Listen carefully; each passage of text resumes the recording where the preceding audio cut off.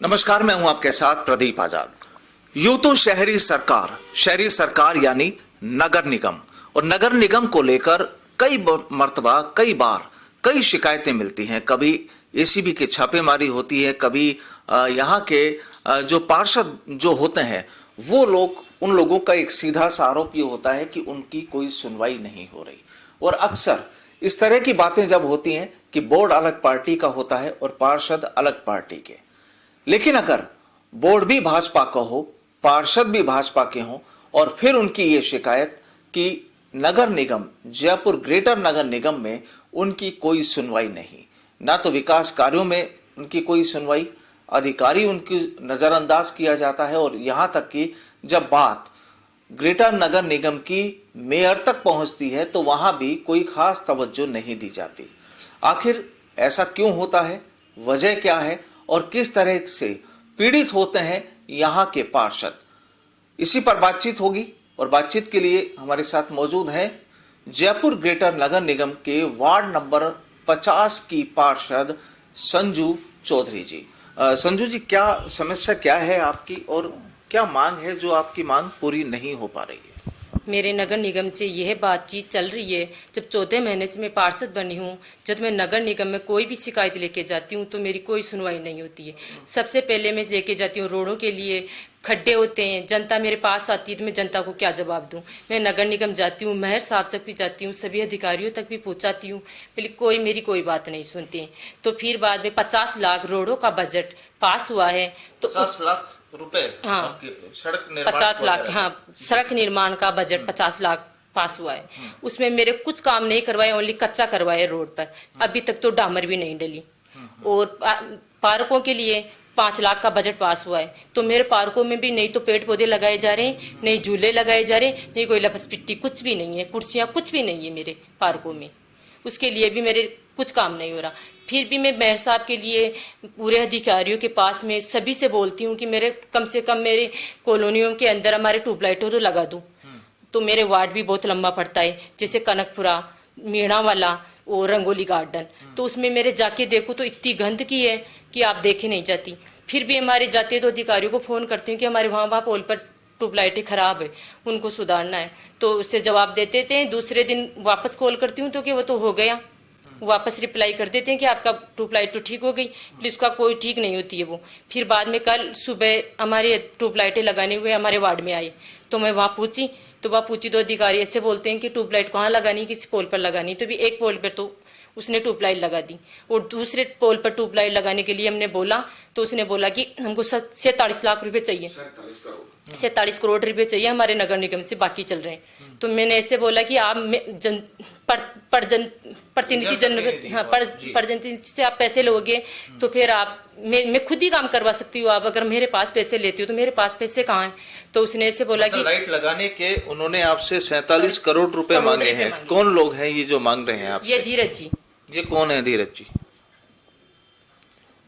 धीरज जी कोई अधिकारी है? अधिकारी है। अच्छा, ओरेंट कंपनी के अधिकारी है। इसने मेरे से 47 करोड़ रुपए मांग रहे भाई, अगर आप ट्यूबलाइट ठीक करवा रही हो तो हमने मेयर साहब से भी बात की, तो उसने बोला कि मैं अधिकारी पीए से फोन करती हूँ, और पीए ने भी फोन किया तो उसने बातचीत की तो उसे बोला कि अभी मैं बात करके बताती हूँ आपको।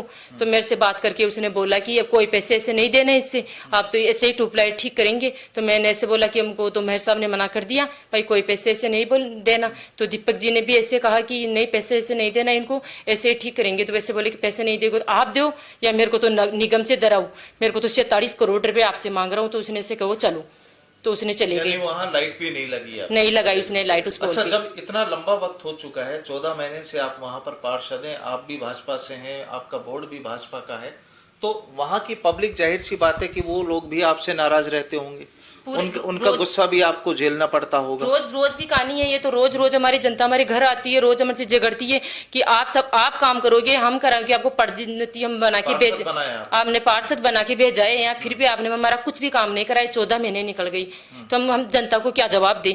तो हम तो अधिकारियों तक ये बात पहुंचाते, बोले अधिकारी हमारी कोई नहीं सुनते अधिकारी। तो बाकी अब और भी कई ऐसे पार्षद होंगे जिनकी समस्याएं इस तरीके की होंगी? सभी पार्षदों की ऐसी चल रही है, कई की सुनाई होती है, कई की नहीं होती है। अच्छा, आप भी भाजपा से, बोर्ड भी भाजपा का, तो क्या लगता है जब पार्टी आपकी एक है फिर भी सुनवाई नहीं हो रही है? यह अधिकारी मिले जुले हैं सभी, ये अधिकारी सभी मिले जुले हैं, इसलिए हमारा काम नहीं करते। नहीं, क्यों? वहां बोर्ड भी तो आपका भाजपा का, आपकी पार्टी का है, मेयर भी तो आपकी पार्टी की है। तो मेयर साहब को भी हम बात पूछाते हैं, जो हमारा कोई भी काम नहीं होता है तो हम तो मेयर साहब तक भी बात पूछाते हैं, मेयर साहब भी फिर भी नहीं हो रहा, फिर भी नहीं हो रहा है ये काम।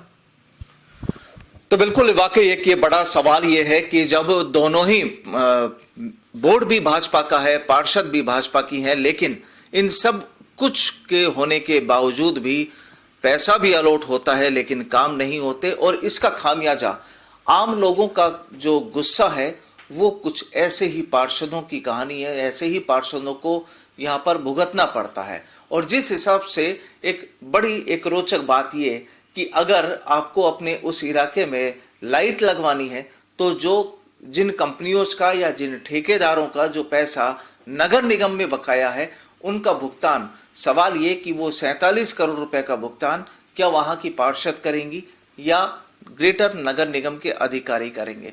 बहरहाल एक बड़ा सवाल ये कि अधिकारियों की, जैसा कि सीधा पार्षद का आरोप है संजू चौधरी जी का, कि यहाँ के अधिकारी, मेयर, तमाम किसी के भी जरिए, किसी के भी ध्यान नहीं देने की वजह से ऐसा सब कुछ हो रहा है और पब्लिक के गुस्से का खामियाजा इस तरह के पार्षदों को उठाना पड़ रहा है। संजू जी, और कोई ऐसी कोई समस्या आपकी? मेरे मानी पोल के ऊपर आने, पोल के ऊपर 2 वोल्ट लगाए जाते हैं, उसमें भी 4 लगाना चाहिए तो उन्होंने 2 ही लगाते हैं, तो सोचो उसमें भी 17,000 रुपए। यानी कुल मिलाकर पूरा जो खेल है वो भ्रष्टाचार से रिलेटेड ही है यहाँ पर। और जाहिर सी बात है कि शायद कोई दिन ऐसा गुजरता होगा जिस दिन ग्रेटर नगर निगम में एसीबी की कार्रवाई भी नहीं होती होगी, लेकिन ये सही बात है कि अगर हालात ऐसे रहे तो जाहिर सी बात है विकास तो नहीं है, लेकिन पब्लिक का गुस्सा पार्षदों को झेलना पड़ेगा। और आने वाले वक्त में जो एक सियासी दांवपेच वाली जो इन लोगों की कहानी है वो भी कहीं ना कहीं खतरे में है, वो भी कहीं ना कहीं खत्म होने की कगार पर है। और बड़ा सवाल ये कि एक ही पार्टी, एक ही बोर्ड, एक उसी पार्टी के पार्षद प्रत्याशी और फिर भी सुनवाई नहीं, ये एक बड़ा मसला है।